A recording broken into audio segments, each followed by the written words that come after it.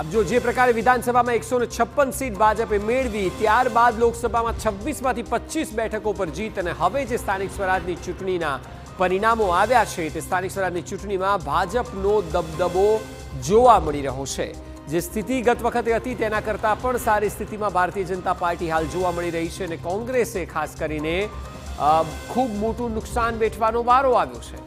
एक रीते જોઈએ તો ભારતીય જનતા પાર્ટીનું આખા રાજ્યમાં નગરપાલિકાઓની ચૂંટણીમાં બુલડોઝર ફરી વળ્યું હોય તેવી સ્થિતિનો ઘાટ ઘડાયો છે, કારણ કે જે પરિણામ આવ્યા છે તે પરિણામ વિધાનસભા જેવા છે કે જ્યાં 90%થી વધારે ભારતીય જનતા પાર્ટીએ જીત મેળવી હોય, એટલા માટે અમે આ બુલડોઝર કહી રહ્યા છીએ। 68 નગરપાલિકાઓમાંથી ભાજપે 62 નગરપાલિકાઓ પર જીત મેળવી છે। आप जो गई वखते 51-52 आसपास थी, जे 9-10 વધારો થયો છે અને સામે કોંગ્રેસમાં મોટો ઘટાડો જોવા મળી રહ્યો છે। 13 નગરપાલિકાઓમાંથી એક પર કોંગ્રેસ આવી ગયું છે અને સલાયા નગરપાલિકા।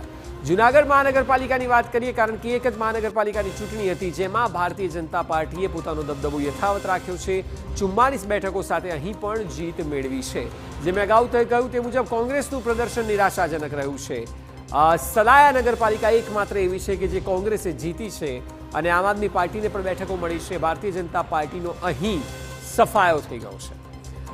ઓવરઓલ જો રાજ્યમાં જોવામાં આવે તો ભારતીય જનતા પાર્ટીનું જીતનું સ્ટ્રાઇક રેટ જે છે તે 96%થી પણ વધુ છે અને એટલા માટે ન માત્ર શહેરોની પાર્ટી પરંતુ હવે ગામડાઓમાં પણ પ્રચંડ વિજય મેળવી રહી છે ભારતીય જનતા પાર્ટી અને ગામડાથી લઈને મહાનગરોમાં ભાજપનો દબદબો અત્યારે ગુજરાતમાં જોવા મળી રહ્યો છે।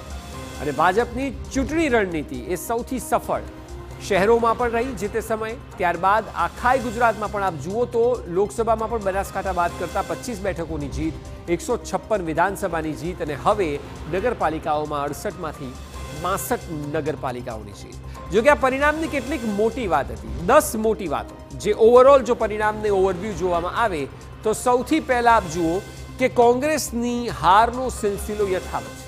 એટલે ગુજરાતમાં કોંગ્રેસનું સંગઠન નબળું છે અને દેખાય પણ છે કે જ્યાં ગામડાઓ સુધી, જિલ્લાઓ સુધી, તાલુકાઓ સુધી જવાનું હોય ત્યાં કોંગ્રેસની હારનો સિલસિલો યથાવત છે। 13 નગરપાલિકા પર હતી, ત્યાંથી એક પર આવી ગઈ જે સલાય।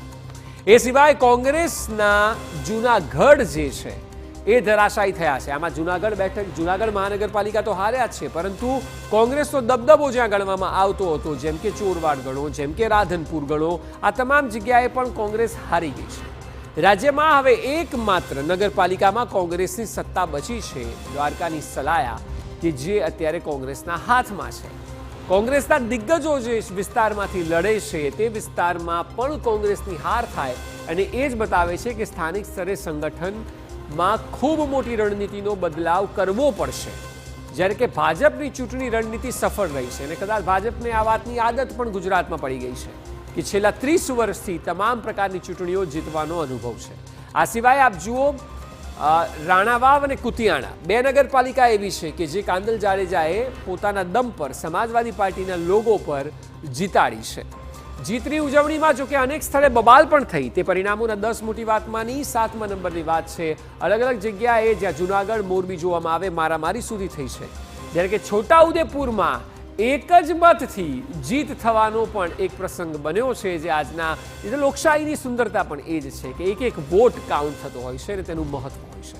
આપ જો કુલ 68માંથી 62 જેટલી નગરપાલિકામાં ભારતીય જનતા પાર્ટીએ વિજય મેળવ્યો, એટલે આ વિધાનસભામાં 156 સીટો લાવ્યા તે પ્રમાણેનો જ આ રેકોર્ડ થયો કે જ્યાં 68માંથી 62માં ક્લીન સ્વીપ કરવામાં આવી અને ભારતીય જનતા પાર્ટીએ પોતાનો ભગવો લહેરાવ્યો।